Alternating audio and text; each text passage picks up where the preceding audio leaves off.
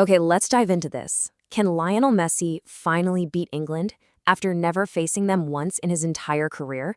We are looking at an absolute blockbuster of an explainer today.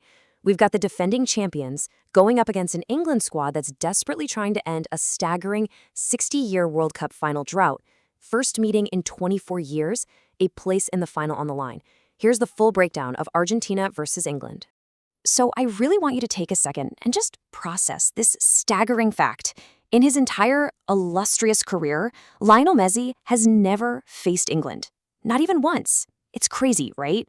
The greatest player of his generation literally has a massive blank spot on his resume when it comes to the Three Lions.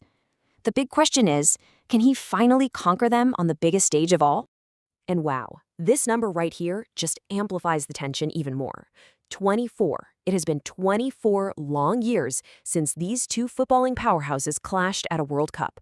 I mean, an entire generation of fans has grown up never seeing Argentina and England share a pitch in this tournament. So this isn't just another game. It's the rekindling of a legendary, historic rivalry.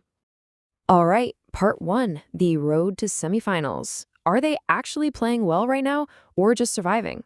And this brilliantly illustrates the duality of both these squads. Now, Argentina, they've won 13 straight matches, which is incredible, but they actually needed extra time in 2 of their last 3 knockout games. They came back from 2-0 down against Egypt and then needed extra time again against Switzerland. England, meanwhile, has reached their 4th major semifinal since 2018, which, by the way, is actually more than in their entire history before that. But they also needed extra time to scrape past Norway 2-1 in the quarterfinals.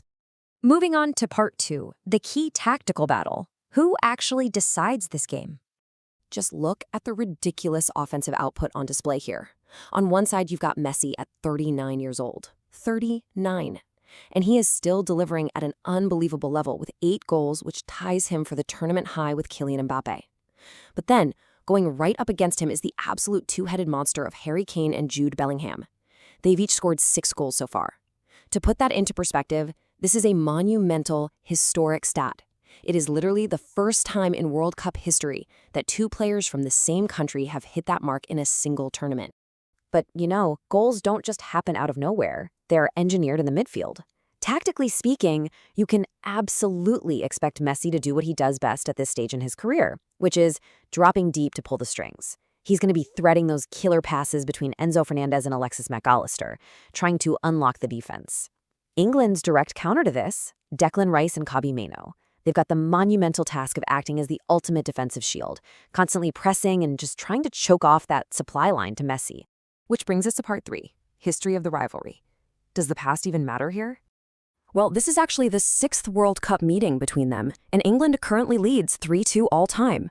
That bitter history obviously includes that infamous 1986 quarterfinal, and of course David Beckham's wild red card drama back in 1998. But they haven't actually met at a World Cup since 2002. Because it's been so long, this genuinely feels like a completely fresh new chapter in one of football's fiercest rivalries. Let's dig into the data in part 4, what the numbers say. So, who do the models actually favor? Now, what's really interesting about this slide is just how tightly contested the data shows this match to be. I mean, it's basically a coin flip. Opta's supercomputer model has crunched all the variables, and it gives a very slight edge to England with a 52.9% chance to win. When a supercomputer can only confidently lean by less than 3 percentage points, you know for sure you're looking at 2 incredibly evenly matched squads. And actually, when we zoom out a bit to look at other predictive models, the margins get even tighter. We're looking at 38.9% for England, 34.1% for Argentina, with a massive 27% probability that this game goes to extra time. Bookmakers completely agree with this assessment too, by the way. They have it incredibly close on the money line, slightly favoring England, but ultimately signaling that this is truly anyone's game. All right, here we go, part 5, the final prediction. So what actually happens this Wednesday? To make this prediction, we really have to remember one inescapable reality about both of these teams right now. They are vulnerable. For all their attacking brilliance, both teams have leaked goals in the knockouts. And honestly, neither has kept things clean under the pressure of a knockout cooker.